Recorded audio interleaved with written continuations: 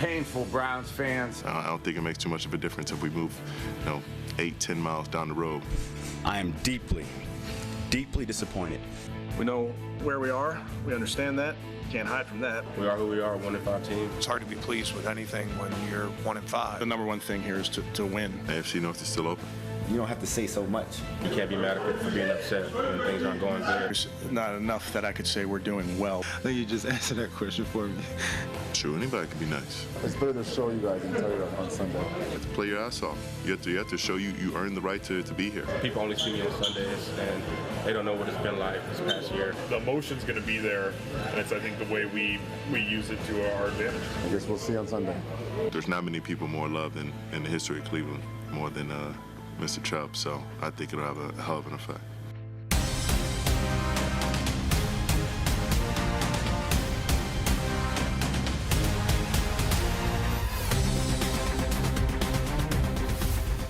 It is week 6 of the National Football League, and that's where the Browns will be today in the Battle of Ohio, the up north version. Here in Cleveland, Browns and Bengals, a 1 o'clock kick down at the lakefront. Browns trying to snap a 4-game losing streak.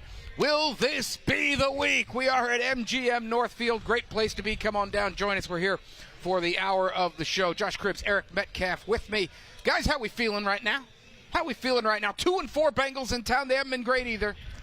I'm not really feeling good, though. I mean, the Bengals are 2-4, but at the same time, they're able to score. They can score a lot of points. They've shown that, and they have guys who can make plays all over the field. The Browns have yet to score a lot of points, and so neither one of them are playing well, but I think the Bengals offense does enough to get it done. Look, this is our football team. This is what we had. And, not necessarily Metcalf, but I've been on teams with our Cleveland Browns where we have been worse. And our expectation of our fans, they changed. And not of our fans, but our team. Our fans had changed their expectations of this team to whereas we no longer look at our team like a playoff, elite team here and there. And I just advise our fans and everyone, lower your expectations, still root for your dogs, still be critical of them. But at the same time, we have to start celebrating the small wins. We have to start celebrating the small victories. Oh, look, they didn't jump off sides. Oh, look, we getting it. Oh, boy. I mean, oh, boy. And I'm saying that to say because if you do those things, then you'll be able to have a good Sunday. Yeah. And it's nothing they can do that upset you to where how it's been. You can look at some small victories and be like, you know what? They played hard. They fought to the end. That's all I can expect from this team. Man, this is Cleveland, Ohio. These fans are not going for these small wins. Man, I'm telling you how to survive. They want actual how to survive. Can you imagine on the call? This will be the 9th play of the drive and 4th since their last pre-snap penalty. Browns.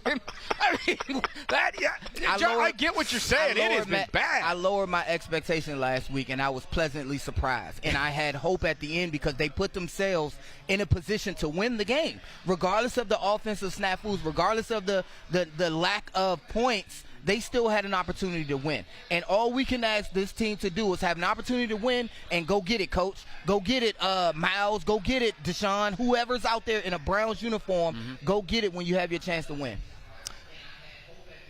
I left him speechless. Schwab doesn't know where to go. There's so many things to go because I feel like there's good news, bad news here. The good news, we get to talk about Nick Chubb. Yay. The bad news is we've made it like 90 seconds and I haven't said the name Deshaun Watson, and means that name's going to come up. Scored a touchdown last week, and it wasn't with the offense. Josh, you were absolutely right. They were in a position to win that game, and it was because of plays made by defense and special teams. And you can only live with that for so long. You're a guy that played on a lot of teams where it was basically you and Phil Dawson and Joe Thomas who never really touched the ball. And if you guys didn't do something, you probably didn't win. But that's a team victory. The offense just doesn't win the game. Ask the Cincinnati Bengals. Yeah. The offense just can't win. But if you have a good defense and you have a good special teams, Eric knows this. Special teams making a big play changes the game. I don't care what you do on offense or defense. One good play by the special teams, either coverage unit getting a fumble or the return team scoring a touchdown, that changes the game. And we need those type of victories. We need those type of things. These are the grades from the last game. Garrett defense, Njoku offense, McLeod, Yabate, all defense. Which they played well. They did all right. When it's all said and done, they can play well, but the offense still has to do something. Have to give them something, and they haven't been able to do that. When I look at this offense, we're not throwing the ball well. We're not protecting the ball, protecting the quarterback well. We're not running. Right. We're not doing anything. We need to play this like a old Army football team. Limit the other team's offensive possessions, and that's what they're not doing because we're throwing the ball all over the yard. We can't line up we can't allow a defense to line up in cover 2 and stop us in the run game.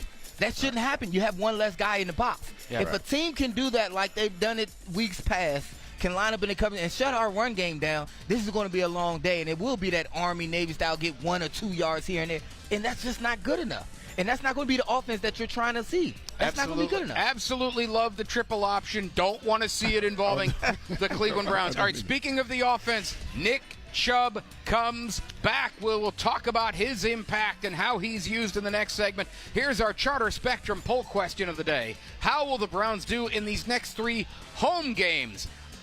Nobody feeling particularly good about it, but the poll just launched. Cleveland19.com's vote. And we'll talk about it later in the show. Tailgate off and running from MGM Northfield. Stick around.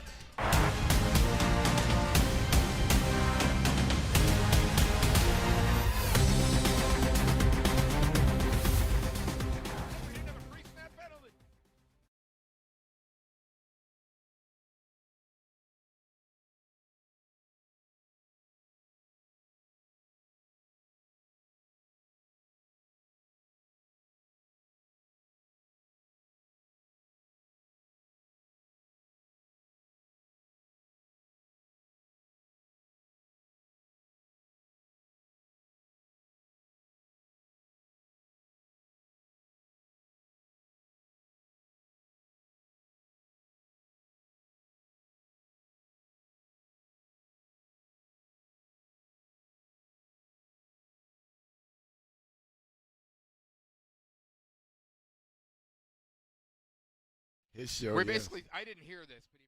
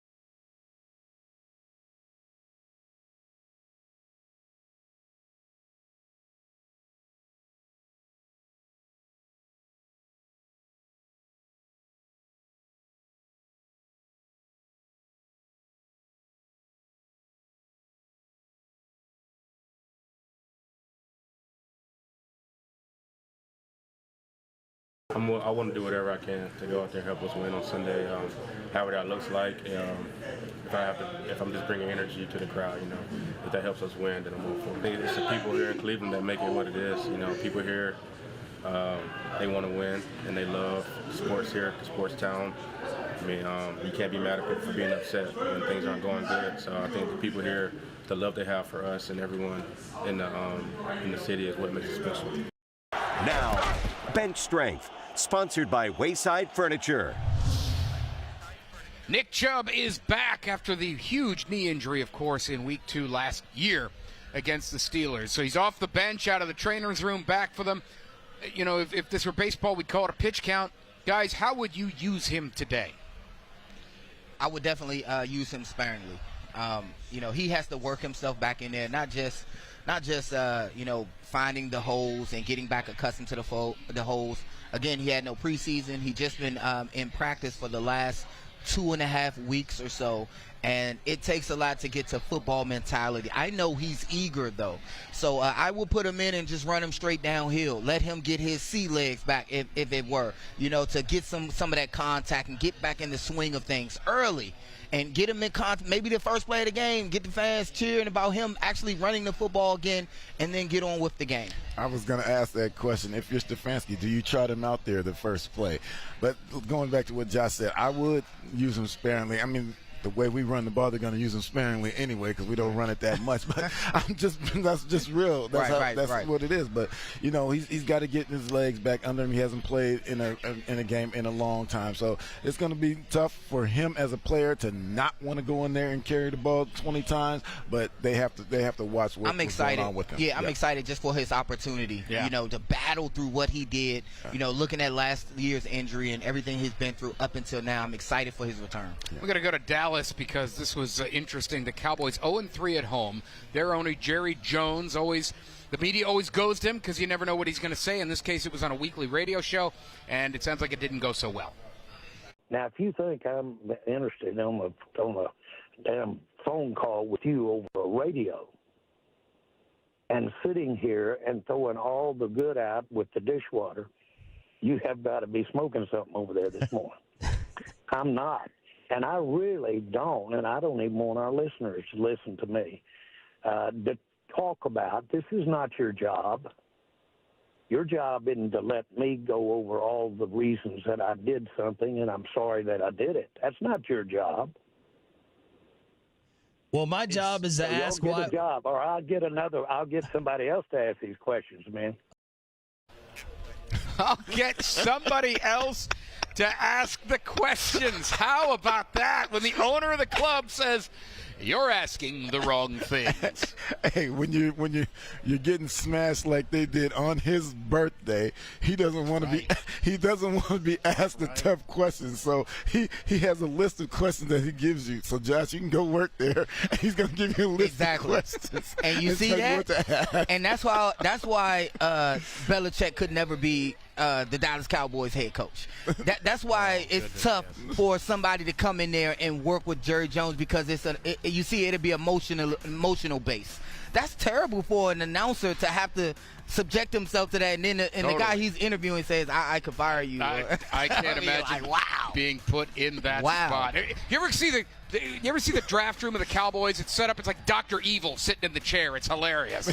All right, that's the scene today. Battle of Ohio, Browns and Bengals. There's our poll, cleveland19.com/vote. How you feeling about these next 3 games? Tailgate continues after this.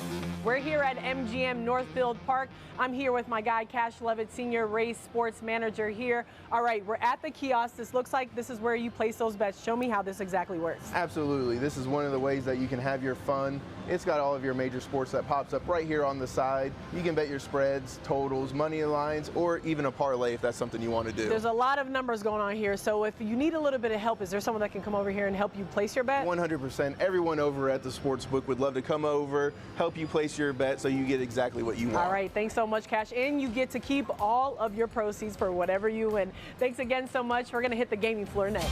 I love what I hear. Cha-ching, it sounds like a lot of money. I'm joined now with Kyle Wentz, Executive Director of VLT Operations. Please tell me how I and everyone else can win big here. Everyone can win in over our 1,600 machines that we have on our gaming floor with some of the hottest titles out there.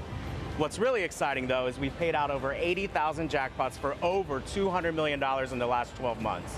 But what I'm particularly excited about is our new $1 million Dragon Link going into our high limits, where you could become the first Cleveland millionaire to hit on this progressive. All right, well, I need to figure out how to add millionaire to the back of my name. Tell them how they can find some more information out.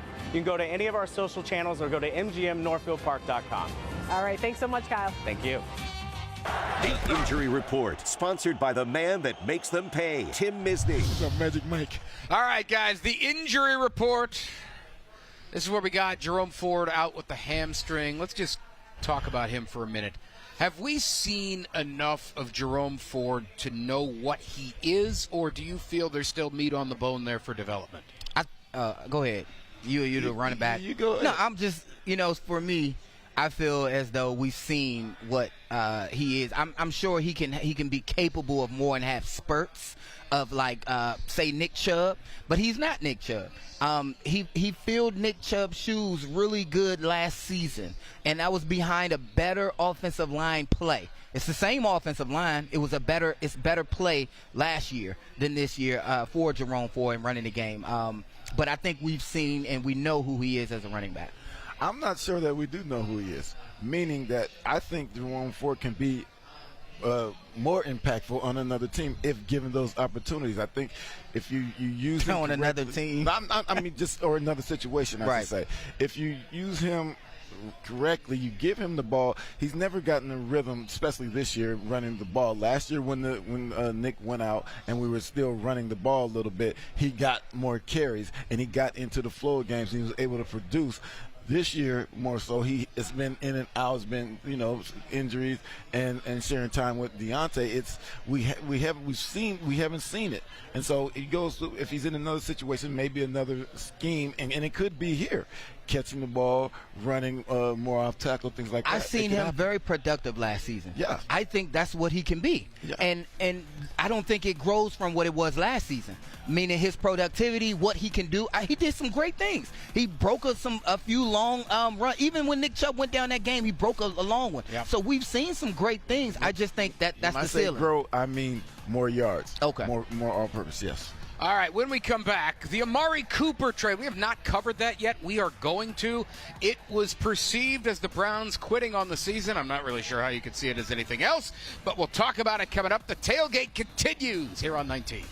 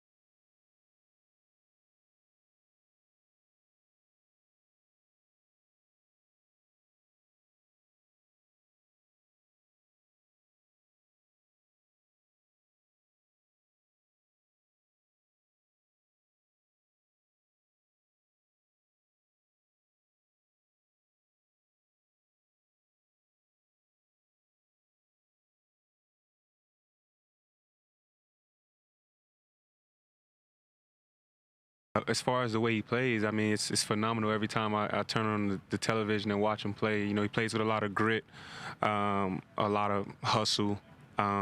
He plays hard. And obviously he's been, you know, one of the top quarterbacks in the game for a while now. So just to be able to play with him and experience that in person, I think it's going to be real cool. Now the Pigskin Poll, sponsored by Hyundai.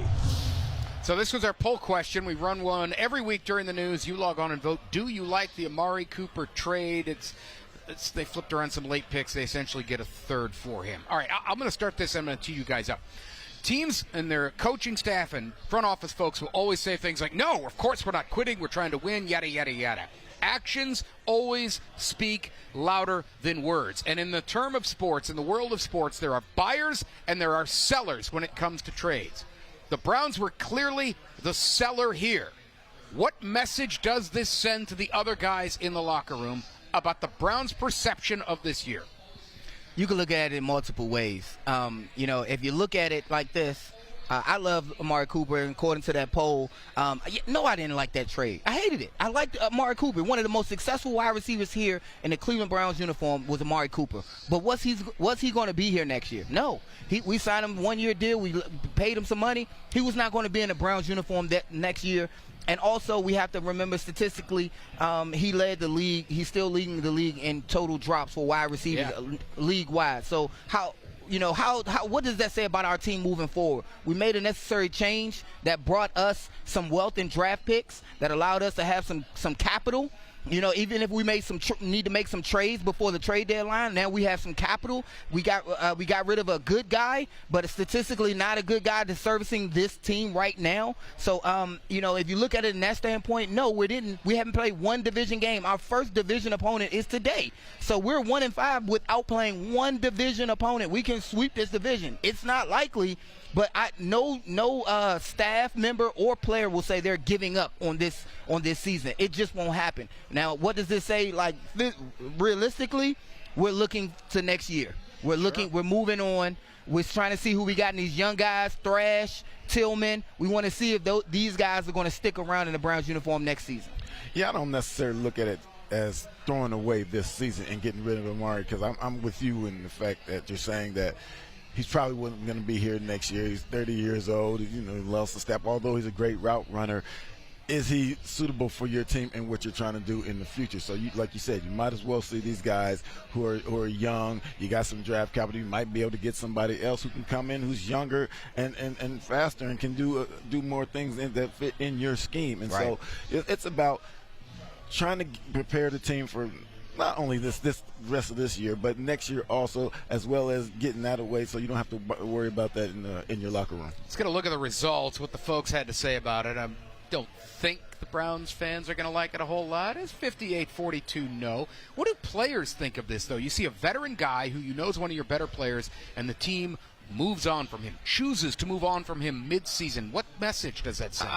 For me, if I'm in that locker room, it's kind of iffy, because I'm watching Amari throughout the course of this year. He has the most drops in this league, and he's not been as productive as we need him to be, like he has been in the previous years. But at the same time, as a teammate and a brother, I look at him like, man, they're getting rid of my dog. This is somebody who I've gone out there and fought with on Sunday, so it makes it hard. It also makes it like this. Mari was more of an introvert. He wasn't a loud leader in the locker room, so there's not much of a presence gone. More so in the wide receiver room, they'll miss him, and on the offense, they'll miss him. But it's an opportunity for those young guys. When they know that guy's gone, they're like, oh, man, it's my turn to step up. They see it as an opportunity, and it is. It is. They have to make the most of it. Will we finally see the Elijah Moore outbreak, and what does Jerry Jeudy do with opportunity? We will see. That's Huntington Bank Field. Browns and Bengals today at 1. Battle of Ohio.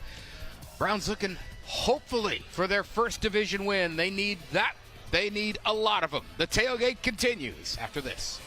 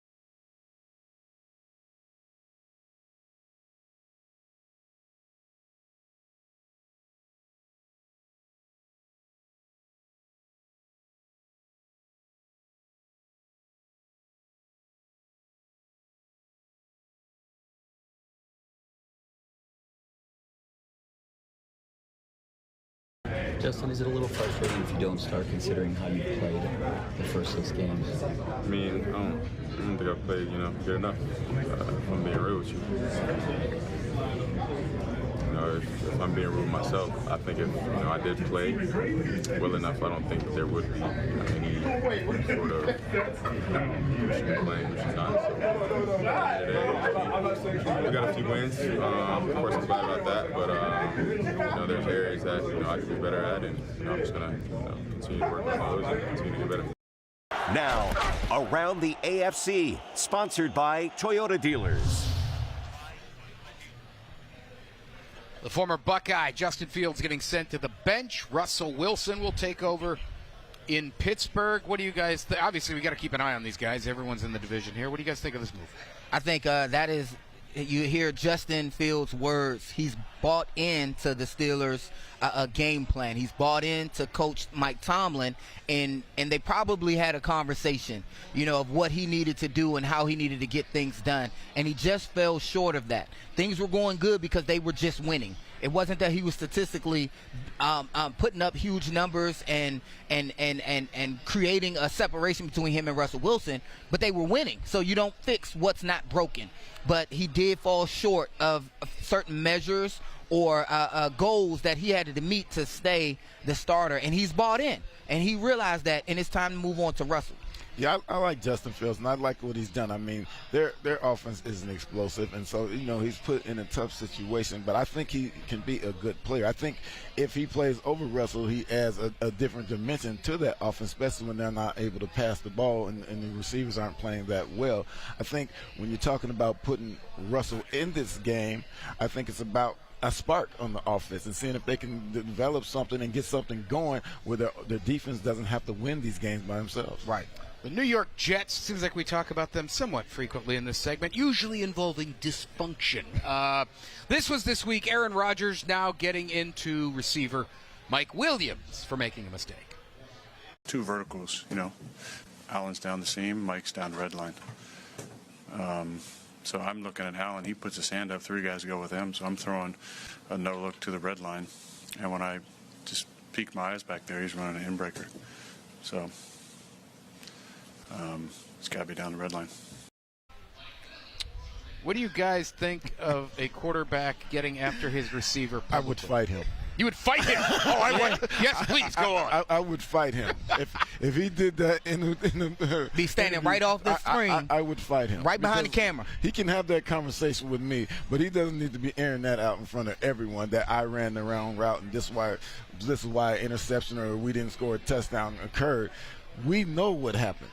You don't have to tell everyone. We know what happened. I know I made a mistake. You know I made a mistake. You don't have to air it out. So we would have a problem about that. I think he's doing that for the fans' perspective.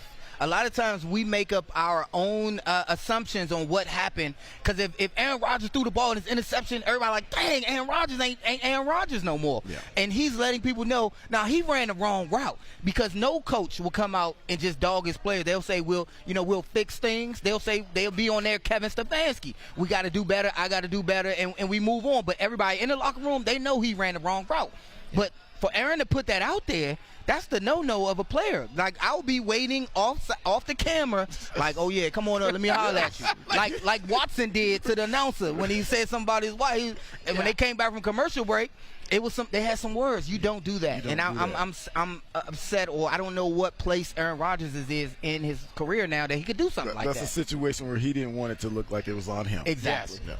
So they also made a trade this week. The Jets, they get Devontae Adams, who, here you go, he had been out with a hamstring when he was a Raider, and he gets traded, and magically his hamstring is so much better. Oh, my gosh.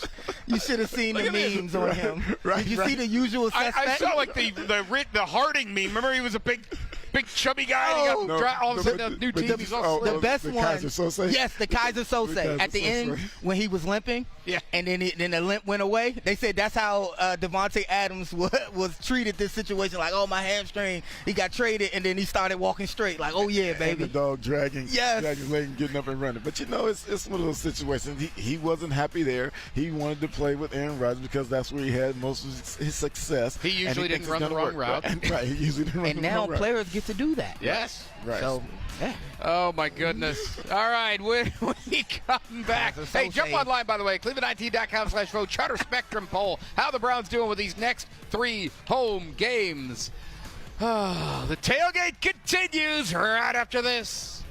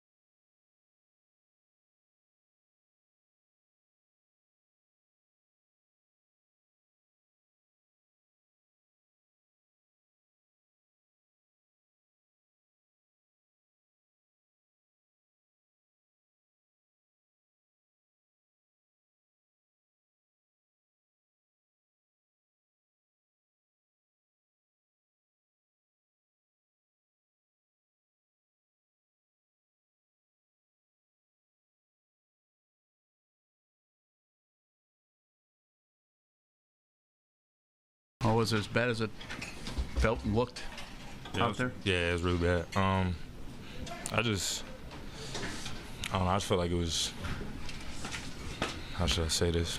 A lot of quit. Now the quick picks, sponsored by Kia. Woo! Andre Sisco of the Jaguars saying he saw a lot of quit out there from his players. A lot of people feel Doug Peterson is going to get fired in Jacksonville. You guys had some, Josh, you especially played on a lot of bad teams. What is it like when you know you are playing with or against a guy who has checked out? Oh, man, you got a lot of – you start having a lot of those team meetings where players are calling out guys indirectly, where they're telling you if you already booked your trip, you need to just go right now.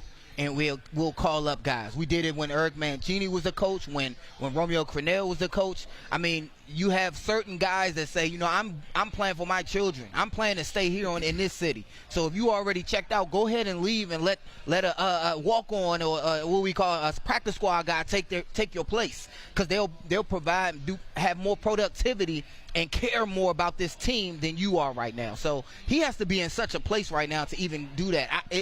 I can tell from that interview he didn't really want to say that, but it's like he couldn't help it because it means so much to him. Yeah, you can tell that he didn't want to say it because he was mixed with words to use, but it's a tough situation because I've been on teams that were 3-13, more than one, and when you're out there, especially towards the end of the year, you're thinking to yourself as an individual, do not go out here and get hurt, especially if your contracts are up or if you're trying to get a new contract. You're not trying to get hurt and still play hard, so it makes it tough on these guys. But then there's guys like, this is my last game, I'm retiring and stuff like that. After this, it's hard, so it's a different dynamic. But you can understand the human nature of guys and how you want to just get out of this season healthy.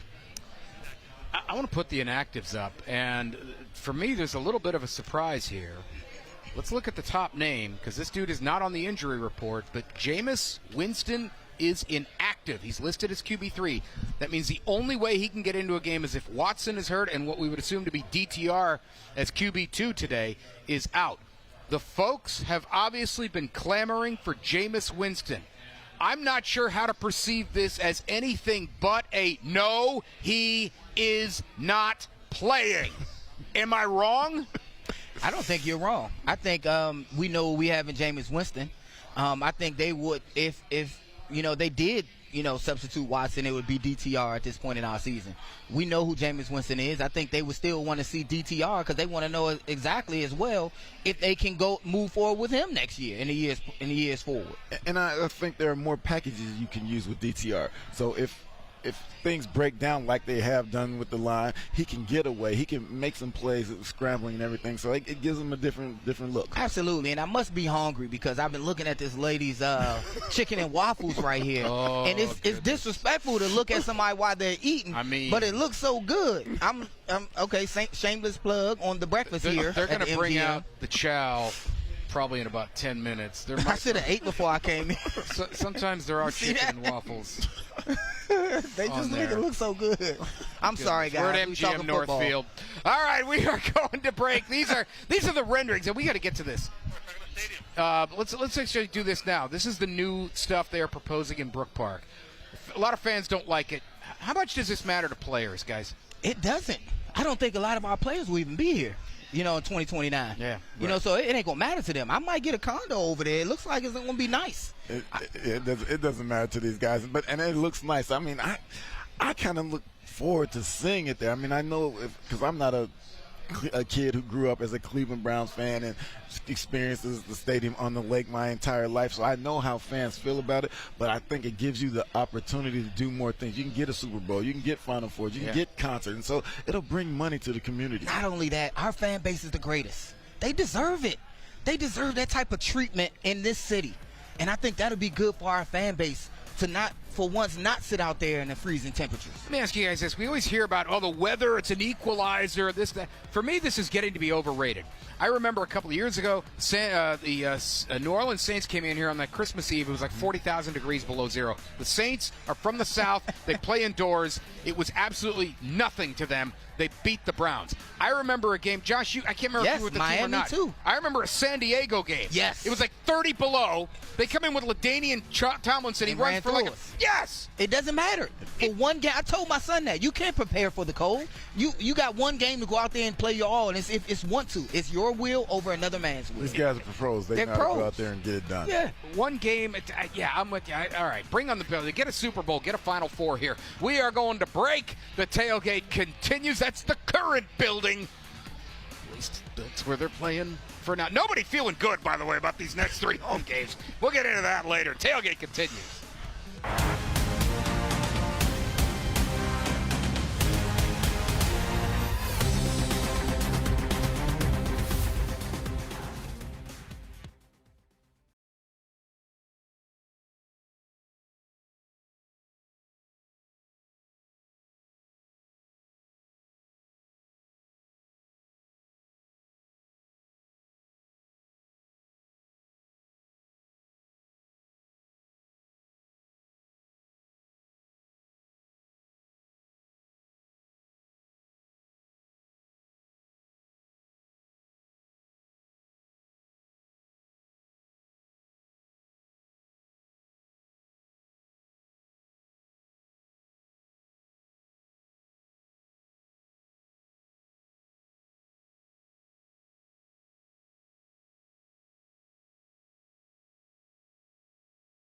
And they just closed it.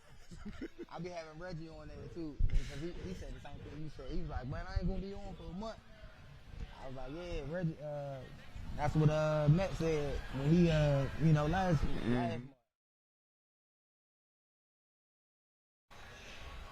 I be checking on him. That just seemed like he doing pretty good.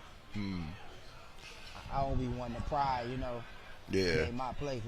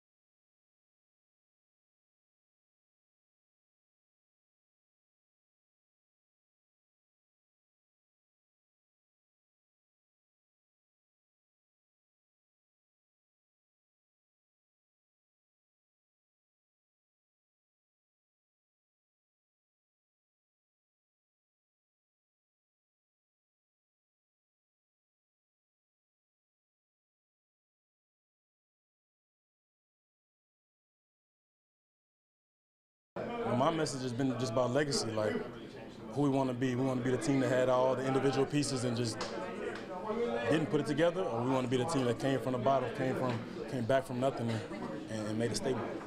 Now, the Big Run Report, sponsored by Dunkin'. All right, big run report by Duncan, and we'll get to the running game. We got to run through some chow here in a minute. The folks at MGM Northfield, they always take care of us. They take care of you with the menu. This is outstanding. A steak and egg breakfast sandwich is where we're going to start. They brought us out one of these the last time I was here, and I may or may not have eaten a little more than I probably should have. That is worth the drive alone. Just trust me. That's really good. I should have that. That is tremendous. Oh no, I've called dibs. You called dibs. We got the salmon hash and eggs over here. That looks awesome. Yes. And I love huevos del toro. It's fun to say, and it looks awesome. English muffin, chorizo. I hear chorizo, I come running. Scrambled eggs, a chipotle hollandaise, pico de gallo jalapenos. Yeah, that all looks really good. They take care of you here at MGM Northfield on these football Sundays with the brunch. That is awesome.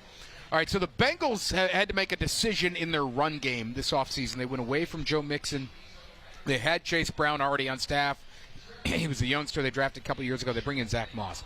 These guys have all done about the same thing. Mixon, I think, has probably been better than people thought he would in Houston. For me, this is just a matter of you can't keep everyone.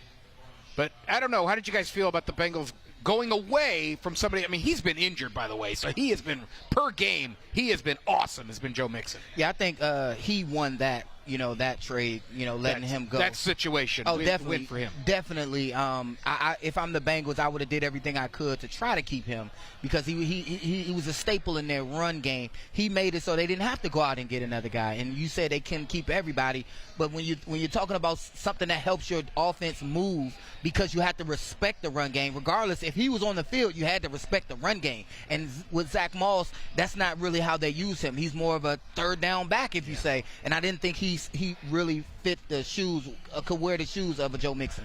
But in their situation, the running back is devalued. And they have two guys absolutely at receiver that they're thinking about whether they're going to pay or not. One for sure they're going to pay in Jamar Chase, and so they think they can get somebody who they can just fit in there and get and be serviceable as a running back. Be serviceable as a running back and still work through their offense. So, and Joe, like you said, Joe Mixon made it was good for him to go to Houston, and it's working out for them as well as offense. Their quarterback more than serviceable. Joe Burrow, one of the best in the league. However, against the Browns, whoo! Sometimes there's just a team that just the Browns have done well. Myles Garrett's been the tip of the spear for him, but 1-5, sacked 20 times, TD to pick, still 2-1, but that's a lot of picks for Joe Burrow. That's 5 for him, and that's a lot in 6 games. 7 fumbles. What is it with one of the best quarterbacks in the NFL having so many problems with the Browns when they don't do that to everybody? Right, but we see them 2 times a year, and that's in our division. So, like when we play the Steelers, like when we play Baltimore, those are games that eyes are all on. Our fans let us know how they feel about that game. And for some reason, if it's in our psyche or something, when we play division play, we perk up a little bit, and those guys play a little harder, and I don't know what it is, but we do have their number, and I hope it shows through today because we really need them to show up. Not just for themselves, but for this city and for the morale of the football team. I think in these previous 6 games, it's a situation where styles make fights. Their offensive line is not able to block our defensive line and the guys that we have on that front. And so with the games and twists that they run on those guys, they were able to get a lot of pressure, make him throw interceptions, make him fumble the ball. And so we were able to score and get points out of that. There's a lot of people that feel Joe Burrow is playing his best football, and this is the best offense he's ever had when you consider offensive line and everything going on. And their record is terrible. The tailgate continues right after this from MGM Northfield.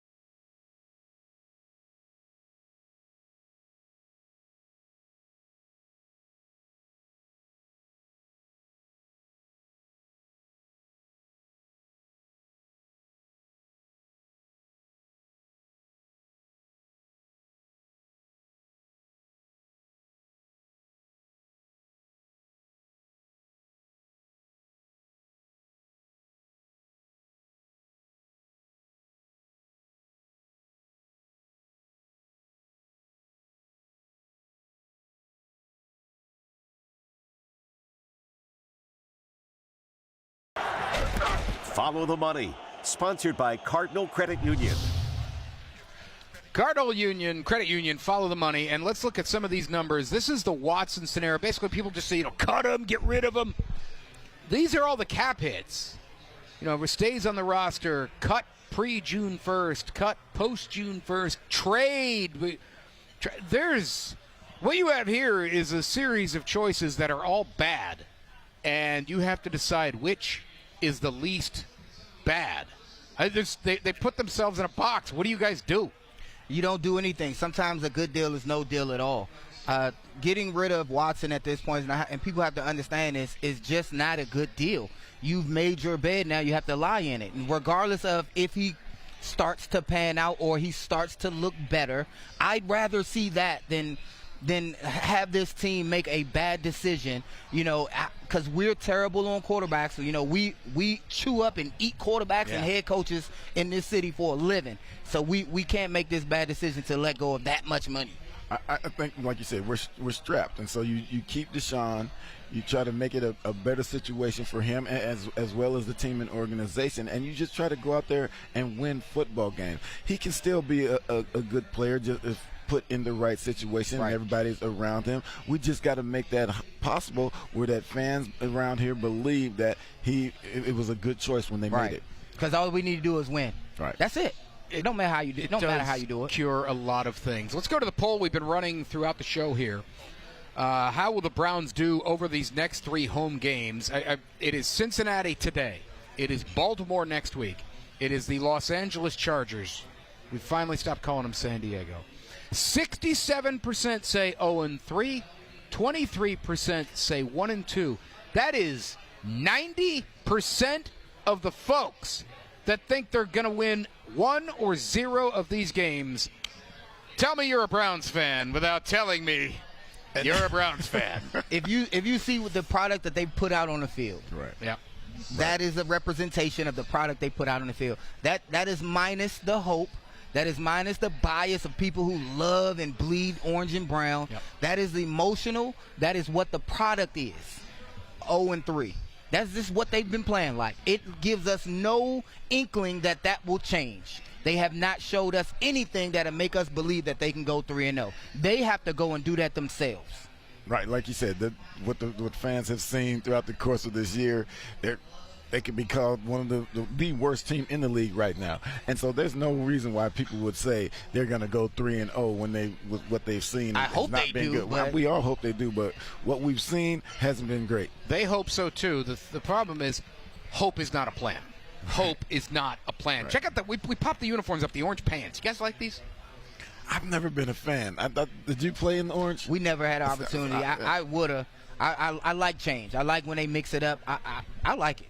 I don't have, especially if they win, but I like it. Especially if they win. It's like real old school to me. I think that's why I don't like it, because I like the white. I always like the white, especially when it's all white. You played when you guys were all whites, and you didn't even really wear the brown unless you were at Dallas or some other place that also wore white at home. All right, this is what we have today. The Browns and Bengals at 1. We have a Giannino's Pizzeria 5th quarter. That is on Channel 19 this time, not on 43. So it starts at 5 straight up. 5 to 6.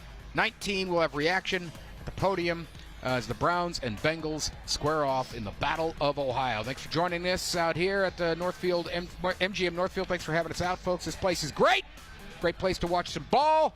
Browns and Bengals getting after it soon.